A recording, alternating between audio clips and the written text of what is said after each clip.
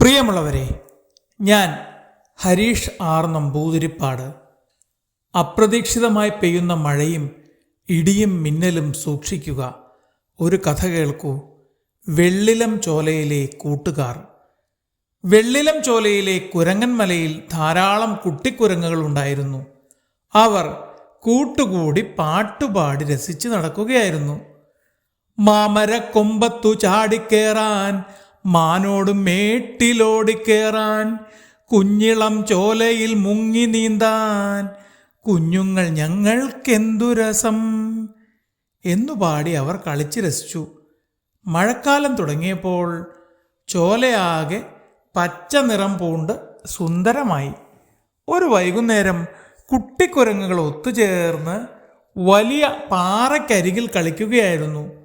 ആകാശം കാർമേഘങ്ങളാൽ നിറഞ്ഞു. കാറ്റ് ശക്തമായി വീശി. പക്ഷേ കുട്ടിക്കുരങ്ങുകൾക്ക് കളിയുടെ ആവേശത്തിൽ അത് ശ്രദ്ധിക്കാൻ കഴിഞ്ഞില്ല. അപ്പോഴാണ് പ്രായമേറിയ ഗജരാജൻ അവരെ നോക്കി വിളിച്ചുകൂവി, മാനമിരുണ്ടല്ലോ കൂട്ടുകാരെ, പേമഴ പെയ്യുവാൻ പോകുന്നല്ലോ, ഓടിയൊളിക്കുക വേഗം നിങ്ങൾ, വെള്ളിടി വെട്ടുന്ന നേരമാണേ. ആനയപ്പൂപ്പൻ ഭയത്തോടെ പറഞ്ഞു, മരച്ചുവട്ടിൽ നിന്നാൽ മരക്കൊമ്പുകൾ കാറ്റത്തൊടിഞ്ഞു വീഴും. തുറന്ന സ്ഥലമാണെങ്കിൽ വെള്ളിടി വീഴാനിടയുണ്ട്. ഓ, പിന്നെ ഒരു വെള്ളിടി, ചുമ്മാ പേടിപ്പിക്കല്ലേ, കുട്ടിക്കുരങ്ങന്മാരിൽ മുതിർന്നവൻ ലങ്കു പറഞ്ഞു.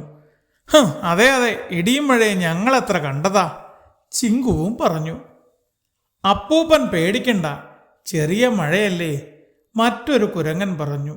അവരങ്ങനെ ധൈര്യത്തോടെ നിൽക്കുന്ന നേരത്ത് പെട്ടെന്ന് ആകാശം പിളരുന്ന മിന്നൽ പിണർ. ശും ധും ധും പഠും ധും ശബ്ദത്തിൽ ഇടിവെട്ടി.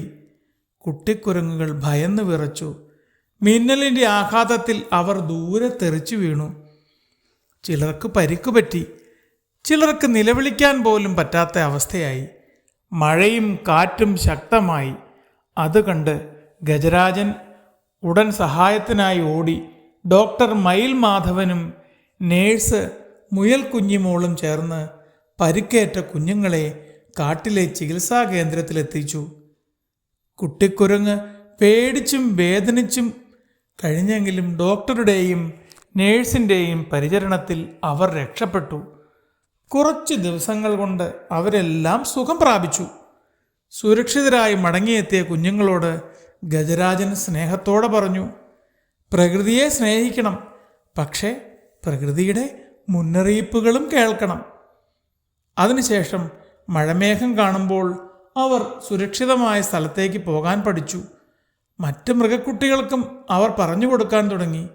മഴയത്തു പുഴയിൽ കളിക്കല്ലേ, മലവെള്ളപ്പാച്ചിലിൽ നീന്തല്ലേ, ഇടിമിന്നൽ നേരത്തു നമ്മളെല്ലാം തറയിൽ കമിഴ്ന്നു കിടന്നിടണം, ആപത്തു മുൻകൂട്ടി കാണേണം, അറിവുള്ളോർ പറവതു കേൾക്കേണം.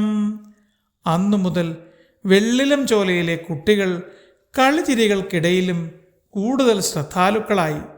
പ്രകൃതിയുടെ സൗന്ദര്യം ആസ്വദിക്കുമ്പോഴും സുരക്ഷ മറക്കരുത്. ചെറിയ അശ്രദ്ധ വലിയ അപകടങ്ങൾക്ക് കാരണമാകും. അത് മനസ്സിലാക്കി അവർ ജാഗ്രതയോടെ പെരുമാറി.